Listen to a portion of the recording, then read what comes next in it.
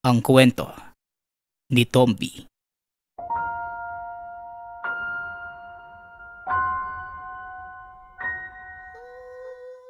Ang kwentong ito ay hango sa totoong buhay.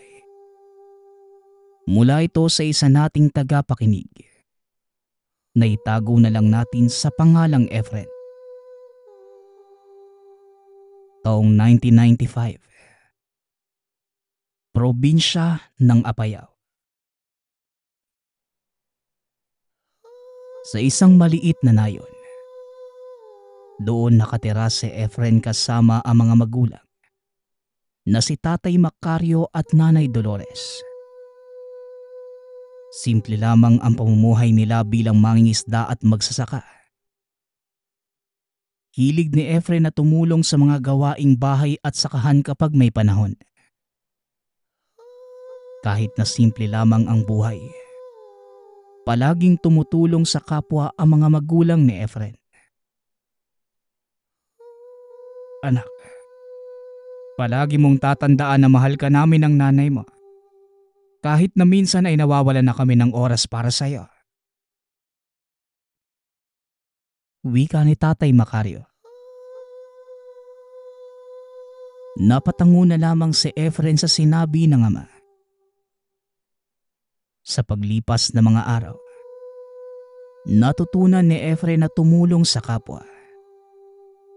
Hanggang sa nakilala niya ang palaboy na si Ignacio. Bakit nandito ka sa lansangan? Wala ka bang mga magulang? Tanong ni Efren. Nalungkot naman si Ignacio sa tanong nito. Wala na akong mga magulang eh.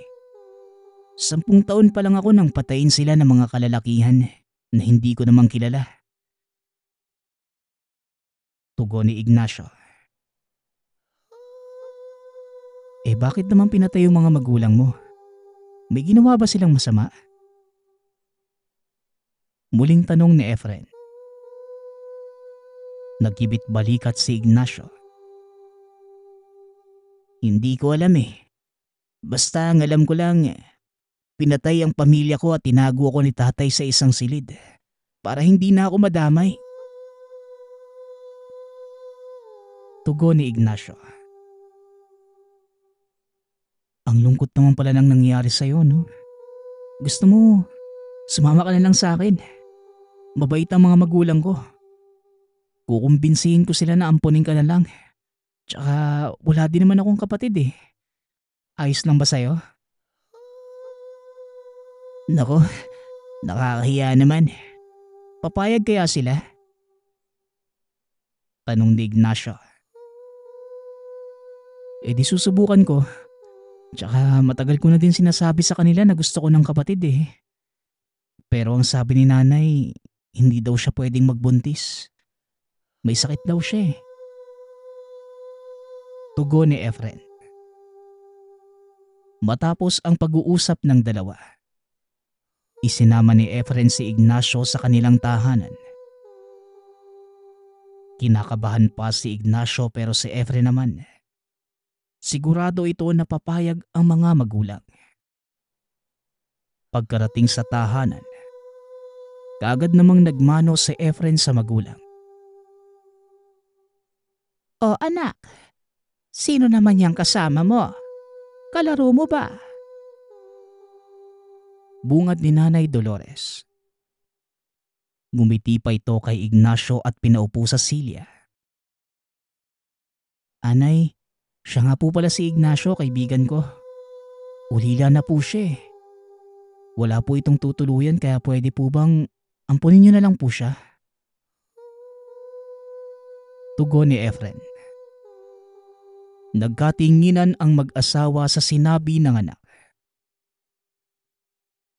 Pero anak, sigurado ba kayo na wala na siyang mga magulang? Baka may naghahanap pa sa kanya o kaya ka mag-anak? Tanong ni Tatay Macario. Lakas loob namang nagsalita si Ignacio. Wala na po akong pamilya. Pinatay po sila eh. Pero ayos lang naman po sa akin kung ayaw niyo po ako dito. Hindi naman po ako magpupumilit eh. Ayos lang, Efren. Alis na lang ako ah. Maraming salamat po. Tugon ni Ignacio. Naawa naman ang mag-asawa kay Ignacio. Kaya nagpasya ang mga ito na ampunin na lamang si Ignacio. Natuwa si Efren sa pasya ng mga magulang. Naging mas malapit pa sa isa't isa ang dalawa. Itinuring na tunay na kapatid ni Efren si Ignacio at minahal ito ng pamilya na parabang kadugo. Sa paglipas ng panahon, parehas 25 anyos na ang dalawa. Si Efren ay madalas magpunta sa mga charity at foundation para tumulong. Samantalang si Ignacio naman, palaging kasama ang barkada na walang ginawa kundi ang magbisyo. Hindi naman nagbago ang pakikitungo ng dalawa sa isa't isa. Pare, tara sama ka sa amin. Pupunta kami sa bahay ampunan para mamigay ng pagkain sa mga bata. Di ba, paborito natin yung gawin?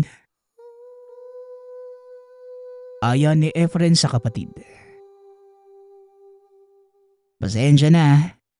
May iba na kasi akong plano eh. Pupunta ako sa karawan ng kaklase namin. Sumama ka na lang kaya sa akin. Sigurado magiging masaya ka doon. Tugon ni Ignacio. Naku, alam mo namang wala akong kahilig-hilig sa mga ganyang gawain. Tsaka pinagsabihan ka na ni nanay, di ba? Huwag ka nang pumunta. Baka mapahama ka na naman eh. Muling wika ng binata. Bigla namang nagalit si Ignacio sa sinabi ng kapatid. Anong gusto mong palabasin? Ikaw yung mabait.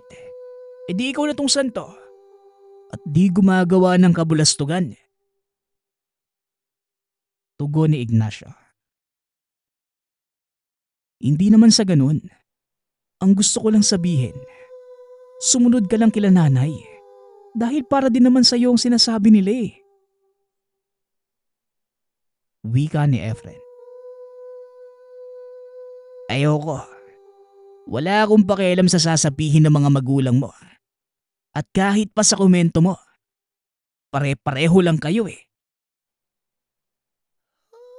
Sigaw ni Ignacio. Nagulat si Efren sa naging reaksyon ng kapatid. Teka, ba't ka ba nagkakaganyan, Ignacio? Ano bang ginawa namin para magkaganyan ka? Tanong ni Efren. Madami. Madami kayong kasalanan sa akin. At sisingilin ko kayo. Ano pang ginagawa mo dito? Alis! Muling wika ni Ignacio. Nanginginig na lumabas ng kwarto si Efren.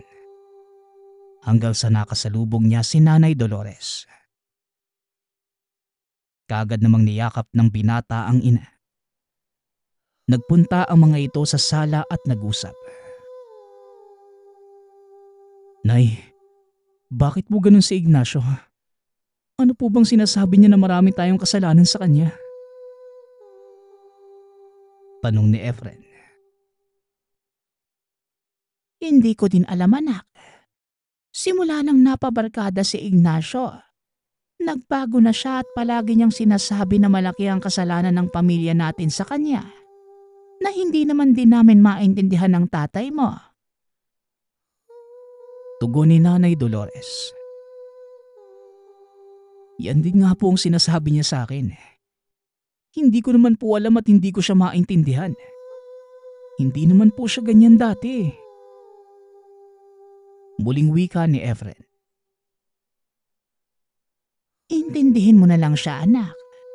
Huwag mo na babanggitin sa tatay mo ang nangyari. Pakiusap ni Nanay Dolores. Ano pa nga bang gagawin ko, Nay? Palagi ko naman siyang iniintindi eh. Minsan iniisip ko na sana hindi na lang kami lumaki. Nanatili na lang sana kaming bata para hindi na nangyari ang lahat ng ito. Muling wika ni Efren. Niyakap ito ng ina at narinig naman ni Ignacio ang pag-uusap ng dalawa. Masama itong nakatingin at pumasok sa kwarto. Nagpatuloy ang kakaibang kilos ni Ignacio. Palaging mainit ang ulo at hindi na sumasagot ng magalang sa mga magulang. Napapadalas din ang pagtakas sa tahanan. Lumiliban pa ito sa klase. Kagad nakarating kay Tatay Macario ang mga ginagawa ni Ignacio. Nagalit pa ito sa kanya. Ano bang ginagawa mo sa buhay mo, Ignacio? Binihisan, pinakain at tinuring ka namin na kadugo. Tapos ito lang ay susukli mo sa amin. Kailan ka pa natutong magbisyo? Sigaw ni Tatay Macario. Ngumisi lamang si Ignacio at matalim na tinignan si Tatay Macario. Wala kang karapatan na sigawan ako. Hindi naman kita kadugo eh. Lahat ng pinakita at binigay niyo sa akin. Kulang pang kabayaran sa lahat ng kasalanan niyo na ginawa sa akin. Tugon ni Ignacio. Dali-dali namang inawat ni Nanay Dolores ang asawa. Umalis naman si Ignacio sa tahanan para magpalamig. Isang umaga, habang naghahanda ng almusal, biglang nagulat ang buong pamilya sa sinabi ni Ignacio. Walang bahid ng kahit anong emosyon ang mukha nito habang nagsasalita. Hindi na ako masaya sa pamumuhay nating ito. Gusto ko na umalis sa pamamahay na ito. Wika ni Ignacio. Napatigil si Nanay Dolores sa paghain ng pagkain. Namutla si Efren sa gulan. Ngunit si Tatay Macario ang unang nagsalita. Ano bang sinasabi mo, Ignacio? Walang anuman ang kulang sa'yo dito. Minamahal ka namin ah. Wika ni Tatay Macario. Ngunit hindi na nagsalita pa si Ignacio. Tumingin lang ito kay Tatay Macario na parang iniinis. Doon nakaramdam ng pananakit sa puso si Tatay Macario. Tumayo kagad si Efren upang tulungan ang ama. Tay, gising. Anong nangyayari? Tanong ni Efren habang tinutulungan ang ama. Dali-dali nilang dinala sa ospital si Tatay Macario. Araw-gabi ang pag-aalaga sa kanya ni Efren at Nanay Dolores. Ngunit wala si Ignacio sa tabi nila. Tahimik na lamang itong umalis matapos ang insidente. Pagkalipas ng ilang araw, nakabawi na si Tatay Macario at umuwi sa tahanan. Ngunit sa halip na gumaling, lalo lamang lumala ang kalusugan. Unay nahirapan itong huminga. Sunod ay nangihina na ang katawan. Kahit ang masigla nitong tinig ay unti-unti nang nawawala. Nag-aalala na talaga ang mag-ina sa kalagayan ni Tatay Macario. Wala silang magawa kundi ipanalangin ito at alagaan araw man o gabi. Hanggang sa sumapit ang isang gabi, ipinarating ni Nanay Dolores ang nangyari sa asawa kay Lolo Dencio. Kagad namang dumalaw ang matanda. Isang bihasa at respetadong albularyo sa kanilang nayon. Anak, darating daw ang Lolo Dencio mo. Susuriin niya ang kalagayan ng tatay mo. Wika ni Nanay Dolores. Ganun po ba? Mabuti naman po at nakumbinsi mo si Lolo na magpunta dito. Di ba po, galit po siya sa atin dahil inampun niyo si Ignacio? Tanong ni Efren. Kailanman, ang mga magulang ay hindi matitiis ang anak lalo na kung nasa masamang kalagayan nito. Ewan ko nga kung bakit nagalit sa atin ang lolo mo dahil lamang inampon natin si Ignacio. Tugon ni Nanay Dolores. Noon naman ay madalas na dumadalaw si Lolo Dencio sa bahay nila. Ngunit nang hindi nakinig ang mga magulang ni Efren sa kagustuhan ni Lolo Dencio, nagalit ito at hindi na dumalaw pa. Kinabukasan, dumating nga si Lolo Dencio. Dire-diretso itong naglakad papunta sa higaan ni Tatay Macario. Tinignan ito ng ilang saglit. Dolores, mabuti at sinabi mo sa akin ang kalagayan ng anak ko. Nakikita ko na may kasalukuyan nagpapahirap sa buhay ni Macario.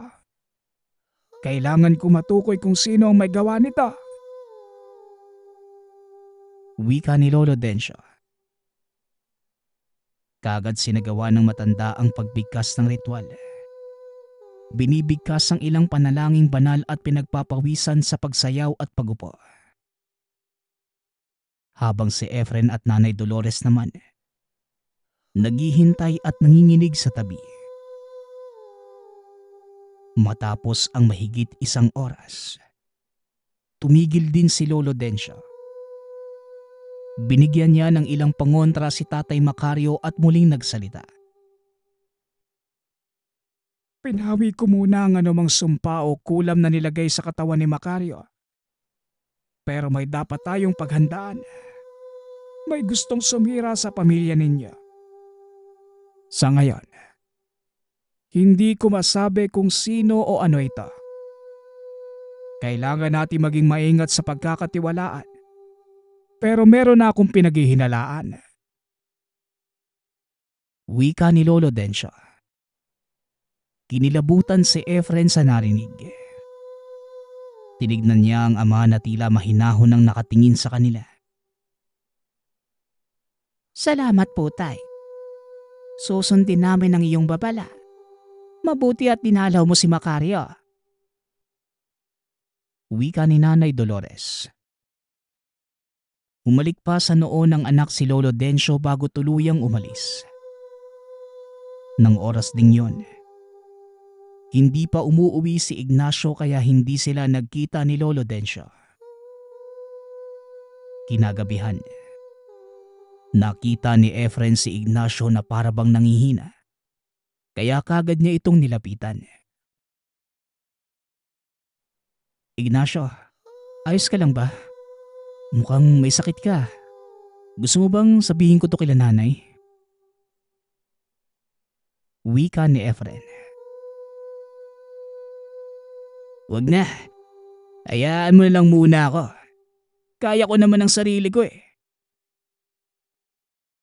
Tugon ni Ignacio. Ilang araw na hindi lumabas sa kwarto si Ignacio dahil patuloy ang panghihina nito. Labis na ang pag-aalala ni Efren sa kalagayan ng kapatid. Kaya sinabi na niya kay Nanay Dolores ang nangyayari. Ano, Efren? Bakit ngayon walang sinabi? Nasaan ba ang kapatid mo? Tanong ni Nanay Dolores. Kaagad namang nagpunta ang mag-ina sa silid ni Ignacio. Naabutan nila itong nakahiga sa kama. Sa pag-aalala, kaagad nilapitan ni Nanay Dolores si Ignacio pero tinulak siya nito. At dahil sa lakas, tumilapon ito sa pader at nawala ng malay. Nabigla si Efren sa ginawa ni Ignacio at kahit ito ay nagulat din sa nagawa. Kaagad na tumakbo palabas ng bahay si Ignacio. Hindi na ito sinundan ni Efren dahil inuna niya ang ina na dumudugo ang ulo. Narinig naman ni Tatay Macario ang malakas na tunog. Kaya kagad itong nagpunta sa pinangyarihan. Nanlaki ang mga mata ng ama nang makita ang asawa na walang malay. Dumudugo ang ulo habang buhat-buhat ni Efren. Anong nangyari, anak? Bakit dumudugo ang ulo ng nanay mo? Tanong ni Tatay Macario. Si, si Ignacio po. Tinulak si nanay at hindi ko alam dahil sobrang lakas niya. Pero alam ko pong hindi naman niya sinasadya na saktan si nanay eh. Tugon ni Efren. Kagad sinugod ng mag-ama si Nanay Dolores sa ospital. Mabuti na lamang at hindi malubha ang natamo nito. Matapos ang ilang araw sa ospital, nakauwi din kagad si Nanay Dolores. Bagamat may sugat pa sa ulo, maayos na ang kalagayan nito. Ngunit hindi pa din mawala sa isipan ni Efren ang nangyari. Kaya nagpa siya itong kausapin ang mga magulang. Nay, Tay, kailangan ko pong malaman ng totoo. May tinatago po ba kayo sa akin tungkol kay Ignacio? Bakit po siya nagkakaganon? Tanong ni Efren. Nagkatinginan naman si Tatay Macario at Nanay Dolores.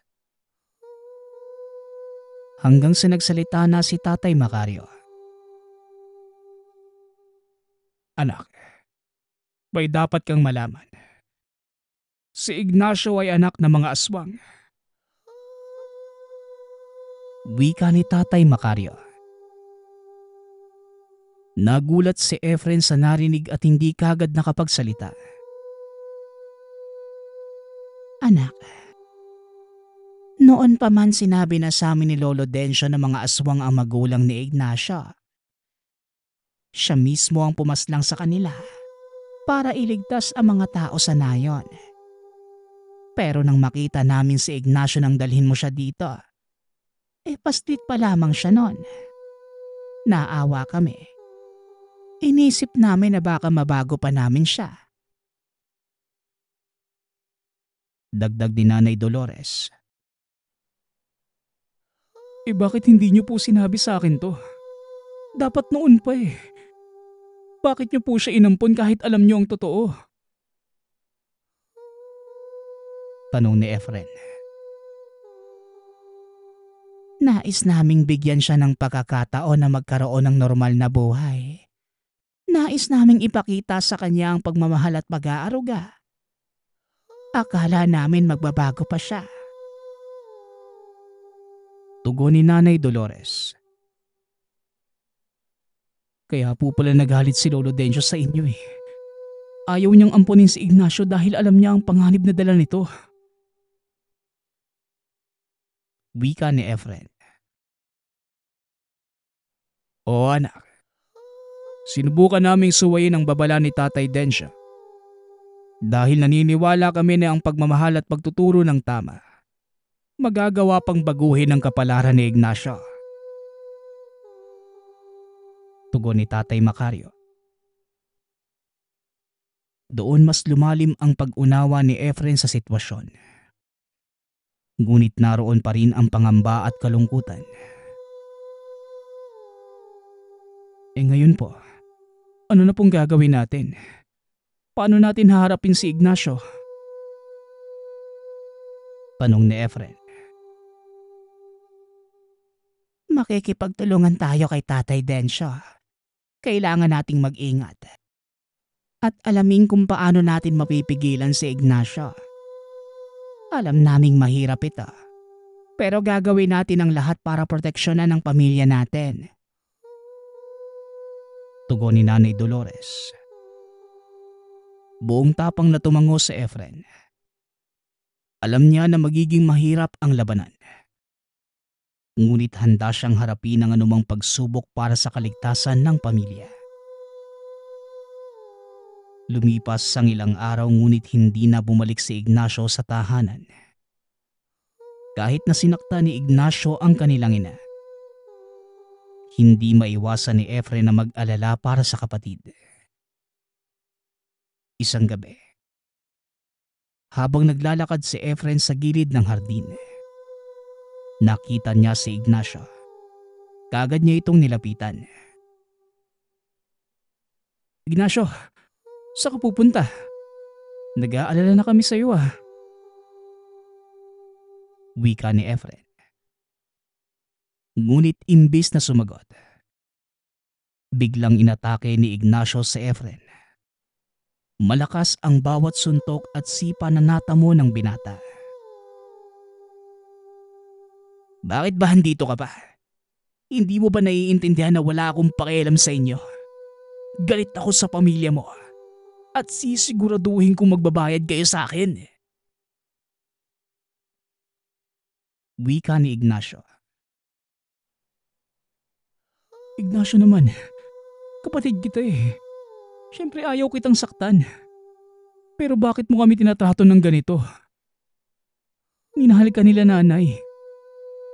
Kalimutan mo na lang ang lahat. Ginawa lang naman ni Lolo ang tama eh.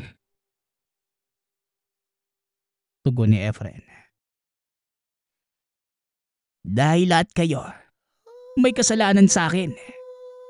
Pinaslang niyo ang mga magulang ko. At kailanman, hindi ko makakalimutan yon. Wika ni Ignacio. Pilit umiiwas si Efren sa bawat pag-atake ng kapatid. Ngunit sa huli, malubha ang natamo niyang sugat at halos hindi na siya makalakad. Hindi namin alam ang lahat ng nangyari noon. Pero mahal ka namin eh. Nila nanay at tatay. Lalo na ako bilang kapatid. Muling wika ni Efren. Ngunit hindi na ito pinakinggan pa ni Ignacio. Iniwan si Efren na duguan. Sa awa ng Diyos, nakalakad pa rin si Efren pabalik sa tahanan. Pagkarating nito, kaagad siyang sinalubong ng mga magulang. Dinala nila ito kay Lolo Dencio upang mapagaling. Ano bang nangyari sa'yo, Efren? Sino ang may gawa sa'yo nito? Tanong ni Lolo Dencio. Si Ignacio, Lolo. Sobrang galit niya sa atin eh. Nasaktan niya po ako. Tugon ni Efren. Nagalit si Lolo Dencio sa narinig. Nagpa siya ito na gumawa na ng hakbang. Hindi ko papayagan na magpatuloy pa ang pananakit niya sa pamilya natin. Gagawa ko ng orasyon para pahirapan siya. Kailangan natin gawin ito para sa kaligtasan ng lahat. Wika ni Lolo Dencio. Kailangan ba na humantong sa ganito ang lahat? Tanong ni Nanay Dolores. Kaagad na nagsimula si Lolo Dencio sa paggawa ng orasyon. Inilagay niya ang mga gamit sa altar. Sinimulan na ang ritual. Makapangyarihang mga espiritu, pakinggan niyo ako. Parusahan niyo ang aswang na si Ignacio para hindi na siya makapaminsala pa. Dasal ni Lolo Dencio. Nagbigkas pa ng mga Latin ang matanda. Hindi ito naintindihan nila Efren. Habang nag-oorasyon si Lolo Dencio, nakaramdam si Ignacio na matinding sakit. Napasigaw ito at bumagsak sa lupa. Matapos ang ritual, bumalik si Lolo Dencio kina Efren. Tapos na ang orasyon. Pero kailangan pa rin nating maghanda. Hindi natin alam kung ano ang susunod na gagawin ni Ignacio. Wika ni Lolo Dencio. Salamat, Lolo. Sana po matapos na ang lahat ng ito. At sana naman hindi na lumala pa ang sitwasyon. Hindi ko na po kaya na may masaktan pa kahit si Ignacio eh. Dahil naging parte na din siya ng pamilyang ito. Wika ni Efren. Bagaman puno ng pasakit at pag-aalala, napanatili nila Efren ang kanilang tapang at pag-asa na sa huli makakamit nila ang kapayapaan para sa pamilya. Ngunit sadyang matigas si Ignacio. Nakipagtulungan pa ito sa iba pang aswang. Nilipon ang mga ito at sinugod ang tahanan nila Efren. Hindi makapaniwala ang pamilya nang sumugod si Ignacio kasama ang iba pang mga aswang. Nakita nyo na. Sinabihan ko na kayo dati. Ngayon nagpalaki kayo ng demonyo sa sarili nyong tahanan na siyang papatay sa pamilyang ito. Wika ni Lolo Dencio. Walang ibang dapat sisihin kundi ikaw. Dahil sa iyo nagsimula ang lahat ng ito. Tugon ni Ignacio. Nagumpisa ng maggagulo sa tahanan. Ang mga aswang na kasama ni Ignacio ay sumugod para atakihin ang pamilya. Mabilis namang kumilos si Lolo Dencio para protektahan ang mga mahal sa buhay. Efren, Macario, kunin niyo ang mga banal na bagay sa altar. Dali!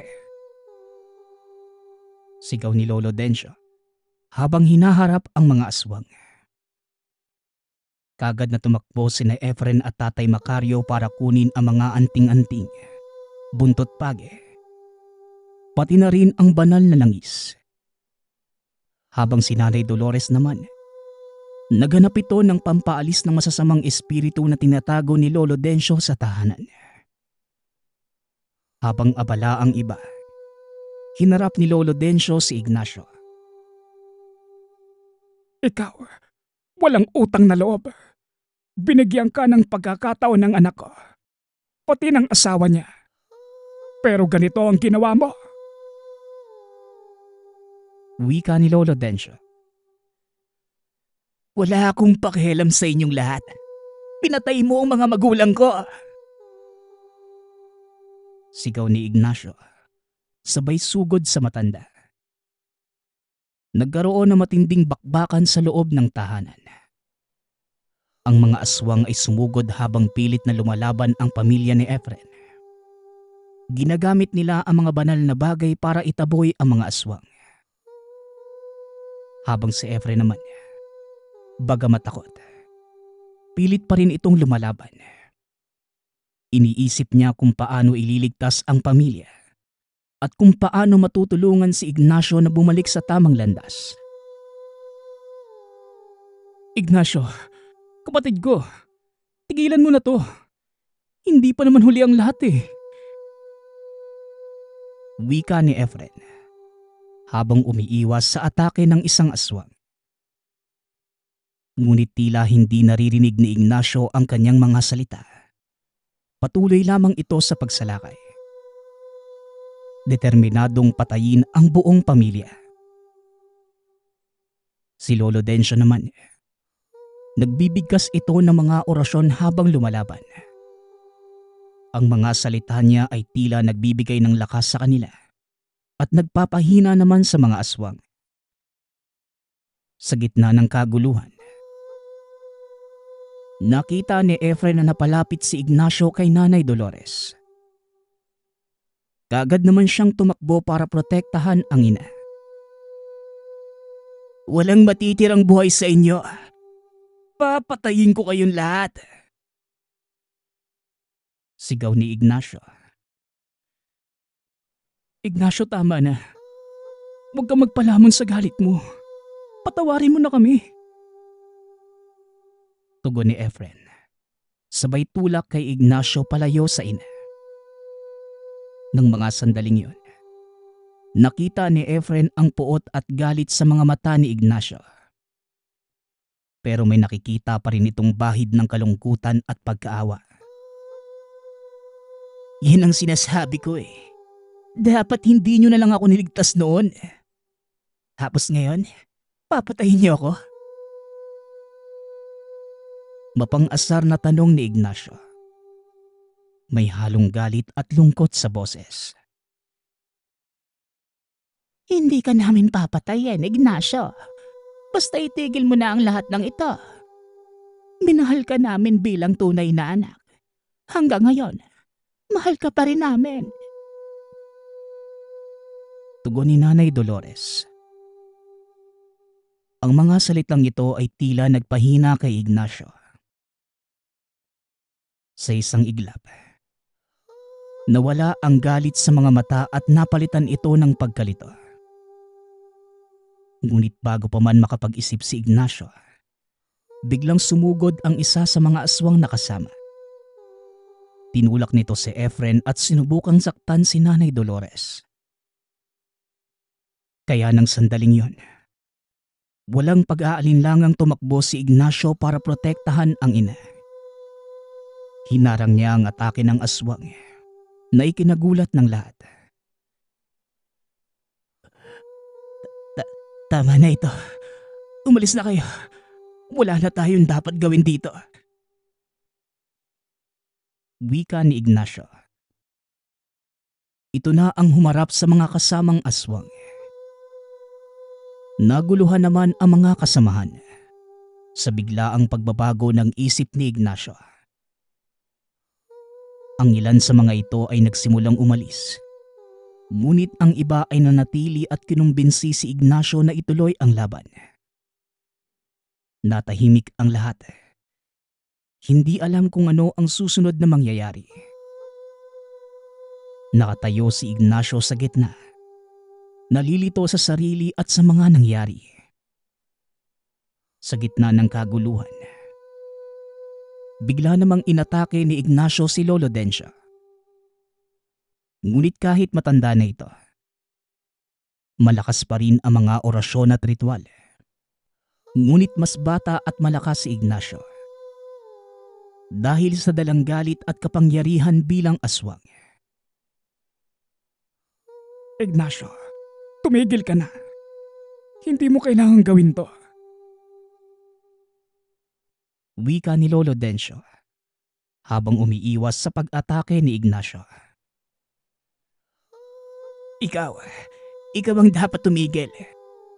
Pinatay mo ang mga magulang ko. Tugon ni Ignacio. Patuloy pa rin ito sa pagsalakay. Nagpatuloy ang kanilang labanan.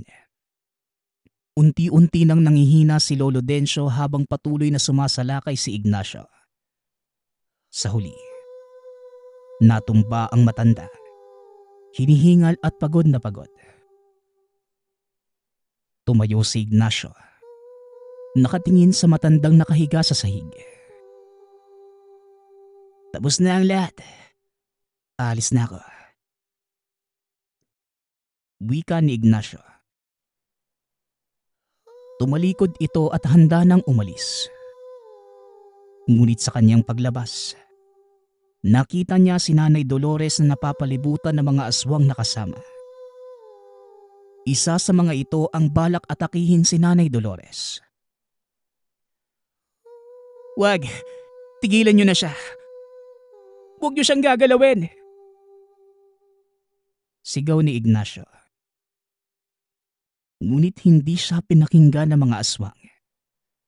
Patuloy silang lumapit kay Nanay Dolores. Ignacio anak, tulungan mo ako. Wika ni Nanay Dolores. Natatakot ito pero puno ng pag-asa ang tingin sa ampo na anak. Naguluhan si Ignacio. Sa isang banda, gusto niyang magiganti. Ngunit sa kabilang banda naman, naalala niya ang pagmamahal at pag-aalaga na binigay sa kanya ni Nanay Dolores at ng pamilya. Muling sinagawa ni Ignacio ang mga kasama. Ngunit wala pa din pake ang mga ito. Nang makita niyang wala siyang magagawa, walang nagawa si Ignacio kundi labanan ang mga kasamahan. Nanay, tumakbo ka na po. Efren, iligtas niyo ang buhay niyo. Sigaw ni Ignacio habang hinaharang ang mga aswang. Sigaw ng sigaw si Nanay Dolores. Hindi makapaniwala sa mga nangyayari. Nagkaroon na matinding labanan. Kahit mas malakas si Ignacio kaysa sa mga ordinaryong tao, nahirapan ito sa laban sa maraming aswang. Anak, Mag-iingat ka pakiusap. Sigaw ni Nanay Dolores mula sa tabi. Natatakot ito para sa buhay ni Ignacio. Nanay, mahal kita. Patawad po sa lahat ng ginawa ko. Ngayon ko lamang po naiintindihan ang totoong pagmamahal na binigay niyo sa akin.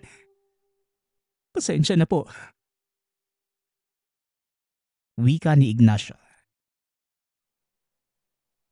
Kahit sugatan, patuloy itong lumaban para protektahan ang pamilyang umampon sa kanya. Pagkatapos ng labanan, bumagsak si Ignacio sa sahig. Pagod na pagod ito.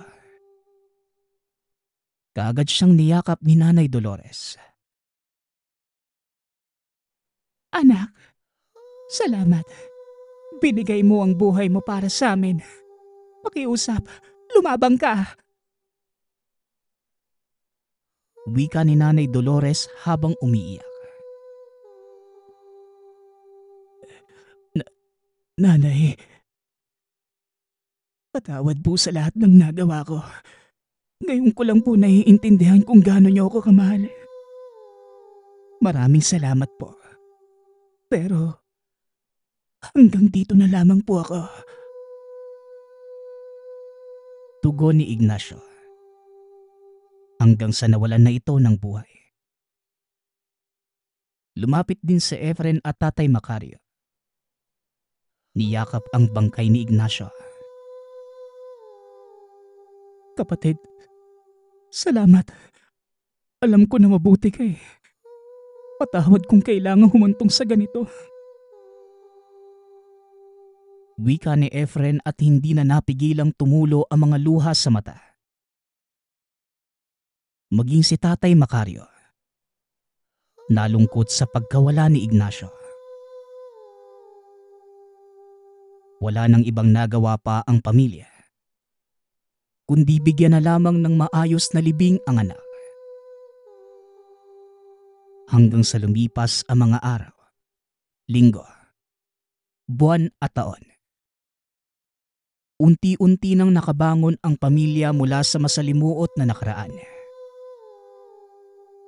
Magpasa hanggang ngayon, hindi pa rin malilimutan ni Efren ang mga naganap sa kanya. Nang magkaroon ito ng kapatid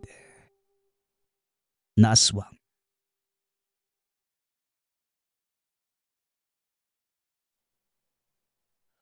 Ang kwentong ito ay hango sa totoong buhay. Mula ito sa isa nating tagapakinig. Daitago na lang natin sa panghalang Ramil. Taong 1997. Probinsya ng Samar. Nang mga panahong ito, labis na galak ang nararamdaman ni Ramil. Isang buwan na lamang ay magtatapos na siya sa kolehiyo. Kaya sa isang buwang natitira, pinilit ni Ramil na pumasok araw-araw sa klase. Kilala si Ramil na mga kaklase bilang pala-absent dahil sa madalas nitong pagliban sa klase. Hindi dahil sa bulakbol ang binata, kundi nagkukulong ito sa loob ng kwarto dahil takot sa tao. 6:00 ng umaga. Palabas pa lamang sana ito ng pinto at papasok ng eskwela. Nang marinig niyang humahagulgol ang ina, kaagad namang tinanong ni Ramil kung anong nangyari. Ang tiya Maribek mo, patay na. Hindi na kinaya ang sakit sa baga. Wika ni Nanay Marta. Dahil dito, nakaramdam din ng lungkot ang binata. Si Tia Marivic ang nagsisilbing tagapangalaga niya ng mga panahong nangingibang bansa pa ang ina. At sa katunayan, sa probinsya lumaki si Ramil at 5 taon pa lamang ang nakalipas magmula nang umuwi ang ina at nagpa siyang manirahan sa Maynila. Kaya naman, sinamahan siya ng ina sa eskwelahan para ipagpaalam ang pagliban sa klase dahil pupunta sila sa probinsya para makilamay sa kanilang kamag-anak. Kinabukasan, maagang umalis ang mag-ina dahil 14 na oras pa ang kanilang magiging biyahe papuntang Bicol. At pagbaba naman nila ay mag-aantay pa sila sa oras ng sakayan papunta sa bahay ng tiyahin. Nang makarating sa lugar, sobrang lungkot ng kapaligiran. Umuwi muna ang mag-ina sa kanilang tahanan sa lugar. Halos 5 bahay lamang ang pagitan mula sa tahanan ng kapatid ng ina. Pagkabukas ni Ramil ng pinto, naabutan niya ang ama. Nililinisan ang kalawangin nitong itak. Nagmano naman kagad siya dito. Mamaya nga pala anak, pupunta ako ng maisan. Gusto mo bang sumama? Tanong ng ama. Kaagad namang sumang-ayon si Ramil dahil matagal na siyang hindi nakakapunta sa lugar. Madalas tumutulong si Ramil sa paggapas sa maisan. 8:00 na ng gabi na mag-umpisa sila maglakad papunta sa lamay. Kinakailangan nilang tumulong tuwing gabi sa pagluluto at paghahanda dahil mas maraming dumadalaw ng ganitong oras. Walang ni isang ilaw sa kanilang nilalakaran. Puro nagtataas ang puno lamang ng niyog at samut-saring damo ang nasa paligid. Bago pa man makarating sa kalsada, kailangan muna nilang dumaan sa malawak na ilog. Nang papalapit na sa nasabing ilog, nakarinig sila ng napakalakas na ingay mula sa paniki. Sanay naman si Ramil sa tunog nito. Dahil bata pa lamang ay naririnig niya na ito at naging normal na sa binata. Lalo na kung may namamatay o may burol. Bigla na lang nagsalita ang ama. Alam mo ba anak, yung naririnig mo ay hindi talaga galing sa paniki. Galing yan sa mga nilalang nahayok sa katawan ng taong namatay. Pero dayo lang naman ng mga yan at kadalasan, dyan sa ilog na yan sila tumatawid. Wika ng ama sabay turo sa ilog. Nakaramdam ng takot si Ramil. Kaya naman napahawak ito sa braso ng ama. Ngunit sinabihan naman siya nito na kumalma lamang dahil hindi naman sila gagambalain ng mga yon. Nang makarating sa lamay, napakaraming tao kaya naman dali-dali silang tumulong sa pagluluto. Nalaman ni Ramil na tatagal ng 2 linggo ang burol ng tiyahin. At normal lang naman ito sa probinsya. 3:00 ng umaga nang tuluyang humupa ang tao. Kaya naman, sabay-sabay nang umuwi ang mga kamag-anak ni Ramil sa sari-sariling tahanan. Dahil sa sobrang pagod, napasarap ang tulog ni Ramil. Nagising ito ng 3:00 na ng hapon. Pagbangon ng binata, siya na lamang ang mag-isa sa loob ng bahay. Dahil sa biglaang pag-uwi nila sa probinsya, napagpasyahan ng binata na tapusin muna ang proyektong kailangang ipasa pagbalik sa eskwelahan. 8:00 ng gabi. Abala pa rin sa pagtapos ng proyekto ang binata. Bigla na lamang siyang napatayo sa kinauupuan nang makarinig ng napakalakas na kalabog. Ayon sa kanya, galing ito sa bubong at sa taas mismo ng kanyang kinauupuan. Sa sobrang takot, mabilis siyang tumakbo sa kusina para kumuha ng bawang at itak. Bata pa lamang siya. Alam na niyang pangontra ang bawang at panakot naman ang itak sa umaaligid na aswang. Nanginginig man ang tuhod, buong tapang itong lumabas ng tahanan. Iginiskis ng isang beses ang dalang itak sa puno ng manggang nasa loob ng bakuran. Tumingala siya sa bubong at kinilabutan sa nakita. Isang matandang lalaki na walang damit. Nakasuot lamang ng bahag ng isang katutubo nating aita. at normal na tao lamang ang itsura.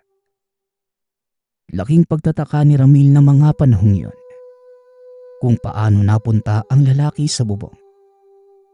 Napaka-imposible kasing makakyat ito dahil wala naman silang katabing bahay, bakod o maging puno.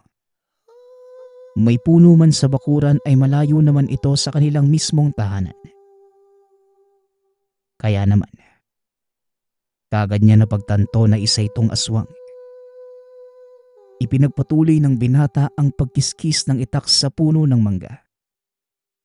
At makailang minuto lamang, buwaba na ito sa bubong at tumakbo ng sobrang bilis.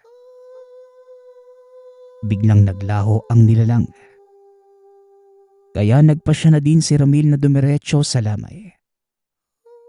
Habang naglalakad, ikinikiskis pa din niya ang itak sa bawat punong madadaanan. Hanggang sa makarating sa bahay ng yumaong tiyahin. Ni isang beses ay hindi siya lumingon sa likuran. Natatakot itong pag lumingon siya, makikita niya muli ang nilalang na nakita kanina. Pagkaraan ng ilang araw, wala namang kakaibang nangyari sa lamay. Noong 12 araw na, nagpaalam ang ama na magagapas muna ng mga mais sapagkat yon ang nakataktang araw sa pag-ani ng mga ito. Dagdag pa ng ama, ang ibang makukuha niya ay gagamitin sa desperas ng lamay. Voluntaryo namang sumama si Ramil dahil gusto niya muli itong maranasan. Hanggang sa makarating sila sa maisan. Paglipas ng ilang oras ay madami silang nakuhang mais.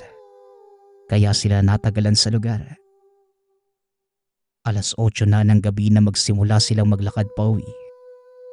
Mabagal lamang ang kanilang paglalakad dahil sa sako-sakong mais na dala. Hila-hila ng ama ang pang-araro ng kalabaw dahil doon niya nilagay ang ilang sako ng mais. Hindi naman sila nahirapan sa dilim ng daan sapagkat bilog ang buwan ng mga sandaling yon.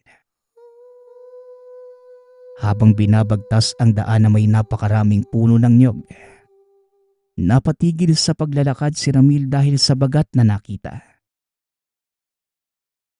Sa inyong kaalaman, ang bagat ay isang aswang na nagpapanggap bilang isang napakalaking aso o kaya naman isang domestikong hayop. Sinabihan naman siya ng ama na magpatuloy lamang sa paglalakad sapagkat maraming bagat doon. Ngunit hindi naman nanggagambala maliban na lamang kung sasaktan. Kinaumagahan. Bisperas na ng lamay kaya abalang-abala na ang lahat. Nang gabing yon, nakatoka si Ramil sa pagkuha ng mga dahon ng bayabas para gamitin kinabukasan. Dahil pagkatapos ng libing, kinakailangan nilang magpagpag at maghugas ng kamay gamit ang pinakuluang bayabas. Matapos makolekta ang mga dahon ay dinala na ito sa kusina. Habang hinuhugasan, may napansin ito na lalaking dumaan at nakitang may dalang itim na sako. Ngunit hindi naman niya ito pinansin dahil sa pag-aakalang tutulong lang rin ito sa pagluluto. Makalipas lamang ang ilang minuto, napasigaw ng malakas ang isang matandang babae sa labas. Ang matanda pa lang yon ay isang sikat na albularyo sa lugar at maswerte silang makita ito habang nakikilamay. Ayon sa matanda, nakatulog ang nagbabantay sa patay.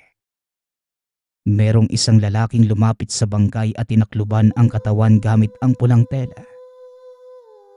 Madali lang naman itong matakpan sapagkat ang kabaong na gamit noon ay wala namang salamin. Doon lamang napagtanto ni Ramil na ito mismo yung lalaking nakita niya kanina.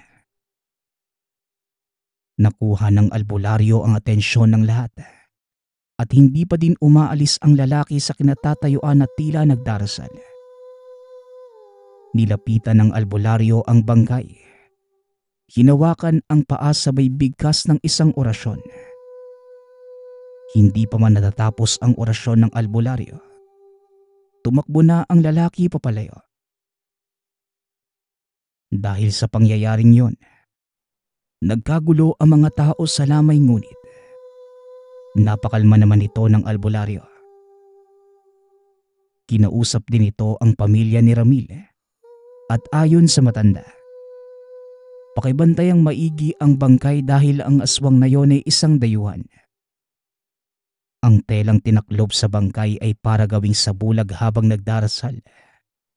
Kapag nagtagumpay ang aswang sa kanyang dasal, magiging karne o pagkaing dagat ang bangkay ng tiyahin at magsisilbing panlason o pangyanggaw. Bukod sa insidenteng yon, wala naman iba pang nangyari ng gabing ito. Matiwasay ding nailibing ang bangkay ng tiyahin ni Ramil. Halos 1 linggo muna silang namalagi pagkatapos ng insidente bago lumuwas muli ng Maynila. Yun na ang huling uwi ni Ramil sa probinsya ng Samar. Sa kasalukuyan, ilang taon na rin ang nakakalipas magmula nang maranasan niya ang pangyayaring yon. Ngunit simula ng araw na yon, magpasa hanggang ngayon, sariwa pa din ito sa alaala ng pamilya ni Ramil. Nang minsang muntikang makuha ang bangkay ng tiyahin ng dayuhang aswang.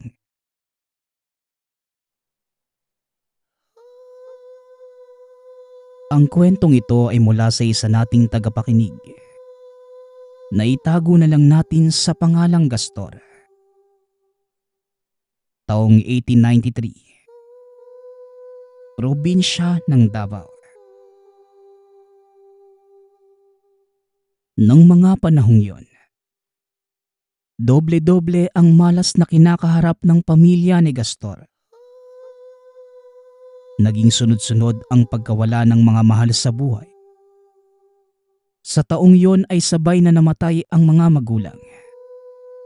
At paglipas lamang ng ilang buwan, sumunod naman ang bunsong kapatid.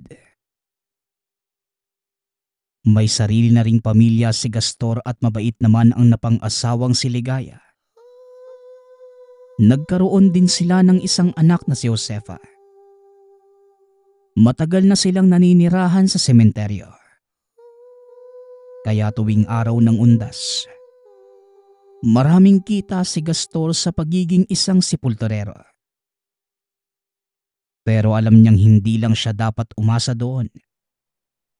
Kaya tuwing umaga ay namamasukan ito bilang mananahi ng sapatos. Bihasa kong ituring si Gastor na mga katrabaho. Dahil sa 30 taon nitong serbisyo.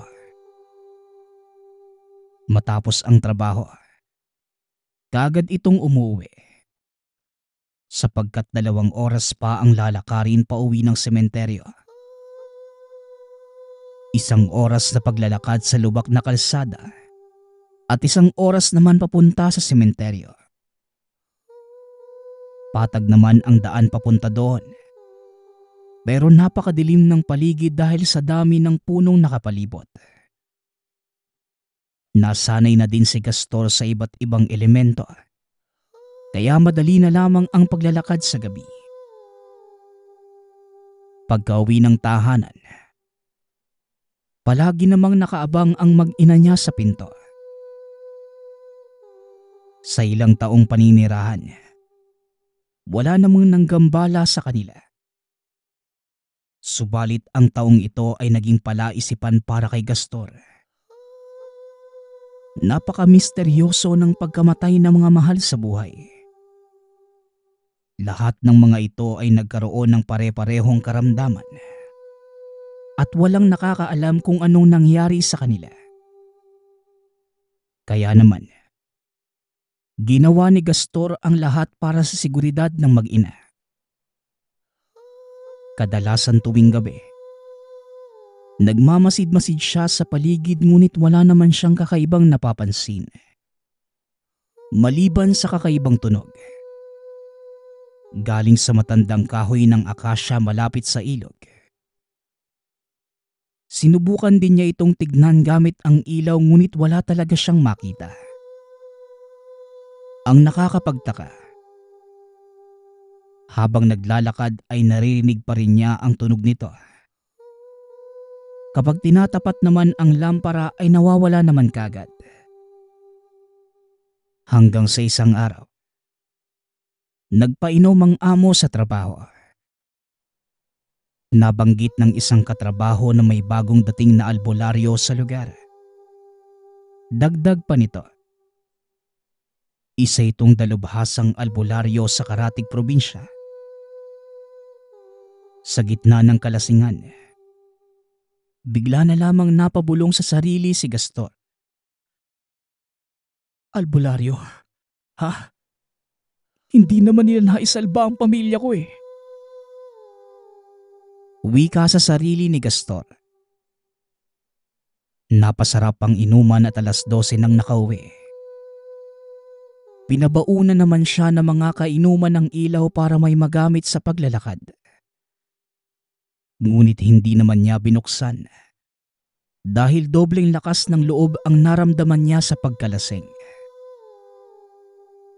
Nang nasa tapat ng puno ng akasya na malapit sa ilog, nakarinig ito ng mga bibig na ngumunguya. Nilapitan niya ito at nakakita ng napakaraming anino. Ngunit sa isang kisap mata, nawala din naman ito kagad. Biglang nagising si Gaston sa pagkalasing dahil hindi basta-basta ang nakita niyang mga anino. Sinlaki lang ng tao pero may mahabang tenga at kalbo. Dahil sa panandali ang nakita, bigla siyang nakaramdam ng kaba at tinignan ang paligid. Ngunit wala na talaga ang mga nilalang. Natigil na din ang tunog ng mga ngumunguya. At nang buksan ang hawak na ilaw, napasigaw ito sa takot na may maapakan na isang bangkay. Gulagulanit na at nakahandusay sa lupa. Dali-dali siyang tumakbo papauwi dahil sa kilabot na naramdaman. Kagad niyang tinignan ang mag-ina. Nakahinga lamang siya ng maluwag nang makita na mahimbing na itong natutulog. Kinabukasan, inaapoy ng lagnat ang anak na 9 na taong gulang. Bago pa man umalis, pinainom na ito ng mga herbal na medisina at iniwan sa asawa ang iba pang dahon na kailangang pakuluan at ipainom. Sa maghapong trabaho, wala siyang ibang nasa isip kundi ang may sakit na anak. Kaya naman pinayagan siyang makauwi ng maaga. Pagka-uwi, labis itong kinabahan nang makita ang sakit na nangyayari sa anak. Ito rin ang mismong kinamatay ng pamilya. 1 linggong nakaluwa ang mga mata, hanggang sa tuluyang matanggal. Kasabay nito ng pagsuka ng napakaraming dugo na nagiging sanhi ng kanilang pagkamatay. Lumabas si Gaston ng tahanan para kumuha ng dahon ng oregano at pinainom ito sa bata. Nang makarating sa puno ng akasya, muli na naman niyang narinig ang ingay gaya ng huli siyang dumaan doon. Hinayaan na lamang niya ito dahil mas prioridad niya ang makakuha ng dahon na kinakailangan ng anak. Habang papauwi, nakaramdam ng kaba si Gaston sa paligid. Tila may sumusunod sa kanya. Ngunit paglingon naman niya sa likuran, wala naman itong nakita. Pagka-uwi, isinara niya kaagad ang lahat ng pinto at bintana dahil alam niyang may kung anong elementong umaaligid sa tahanan. 12:00 ng hating gabi, bigla na lamang may kumalabog sa bubong. Kaya dali-daling kinuha ni Gastor ang tinatagong buntot pagi. Ngunit hindi umalis ang mga ito at tila may mga kasamahan pang nakapaligid sa tahanan. Pilit binubuksan ang bintana at pinto habang gumagawa ng kung anong ingay. Maya-maya pat buwelo niyang sinipa ang pinto. Ngunit ni isang nilalang ay wala naman siyang nakita. Inihampas na lang niya ang dalang buntot pagi sa mga kahoy sa bakuran. Ilang minuto lamang ang lumipas ay naramdaman niyang nagsialisa na ang mga ito. Dahil sa takot ni Gastor sa nangyari kagabi. At naisip niyang baka ang anak na may sakit ang punteriya ng mga ito. Hinanap niya ang dayong dalubhasang albularyo na sinasabi ng mga nakainuman. Kaagad naman itong nahanap ni Gastor. Dahil tanyag na ang manggagamot sa lugar. Nang makarating sa tahanan nito, kaagad niyang nakausap ang albularyo. Napakadami talagang itim na elemento ang nagkalat malapit sa inyo. Wika ng albularyo. Hindi na tumugon pa si Gastor. Nang makarating sa tahanan, hinawakan kagad ng albularyo ang kamay ng bata at sinabing, Buso! Buso ang may kagagawa nito. Wika ng albularyo. Napatanong naman si Gastor kung ano ang buso. Ito ang mga aswang na pinakamahirap mahanap. Sapagkat anino lamang at kung sakaling makita mo, 1 segundo lamang ang itatagal. Tugon ng albularyo. Naalala ni Gastor ang gabing nakakita siya ng mga anino sa may puno ng akasya. Kaya naman, bigla na lamang itong napatanong. Tatang, kumakain po ba sila ng mga bangkay? Tanong ni Gastor. Oo, dahil ang paraan ng pagkuha nila ng pagkain, pwedeng sa bagong libing, o pwede din naman na may isang taong bibigyan na malubhang sakit. At kapag namatay na, doon nila ito kakainin. Tugon ng albularyo. Naibahagi din ni Gastor ang karanasan ng malasing. Nakumpirma niya na tama ang paggamit ng ilaw malapit sa mga ito. Dahil nawawala ang kakayahan nitong kumain ng bangkay kapag naiilawan. Nakumpirma din ng pamilya na ang sakit ng anak ay pinataw ng isang buso. At para mabawi ito, kinakailangang manalangin sa tirahan ng mga buso. Gagawin yon sa paanan mismo na matandang akasya.